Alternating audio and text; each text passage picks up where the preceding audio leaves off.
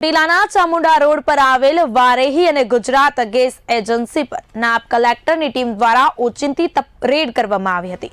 બંને ગેસ એજન્સીઓ ગેરકાયદેસર રીતે રિફિલિંગ કરતા હોવાનો ઘટસ્ફોટ થયો છે। રહેણાંક વિસ્તારમાં મંજૂરી વગર ગેરકાયદેસર રિફિલિંગ કરવામાં આવતું હતું।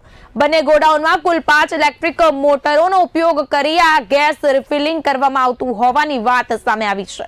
ગેસ સિલિન્ડરના સીલ તોડી રિફિલિંગ કરી અન્ય ખાલી બોટલો ભરી વેચાણ કરવામાં આવતું હતું। તપાસ દરમિયાન બંને ગોડાઉનમાંથી કુલ 1545 ગેસ સિલિન્ડરો તૂટેલા સીલ કવર જપ્ત કરાયા છે।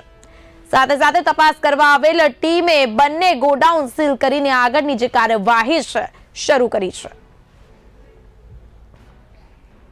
જે અમારી નાયબ કલેક્ટર પ્રાંત ચોટીલાની ટીમ સાથે અમોએ ચોટીલા શહેરની અંદર શાસ્ત્રીનગર વિસ્તારની અંદર આવેલ તદ્દન ગેરકાયદેસર રીતે ચાલતી વારાઈ ગેસ એજન્સી અને ગુજરાત ગેસ એજન્સી ખાતે આકસ્મિક રીતે તપાસણી કરતા આ બંને ગેસ એજન્સીઓ છે એ રહેણાંક મકાનોની અંદર કુલ 5 ઇલેક્ટ્રિકલ મોટરનો ઉપયોગ કરી અને એક ગેસની સિલિન્ડરમાંથી બીજા ગેસ સિલિન્ડરની અંદર રિફિલિંગની ગેરકાયદેસર પ્રવૃત્તિઓ કરતા હતા। આ કામના આરોપી છે એ ગુજરાત ગેસ એજન્સીના પ્રોપરાઇટર સિરાજ ખાન દિલાવર ખાન પઠાણ અને વારાઈ ગેસ એજન્સીના પ્રોપરાઇટર છે ભરતભાઈ મનુભાઈ રાજવી અને તેઓના સાગરીતો સાથે તદ્દન ગેરકાયદેસર રીતે એલપીજી ગેસ રિફિલિંગનું છે એ ગેરકાયદેસર પ્રવૃત્તિ કરવામાં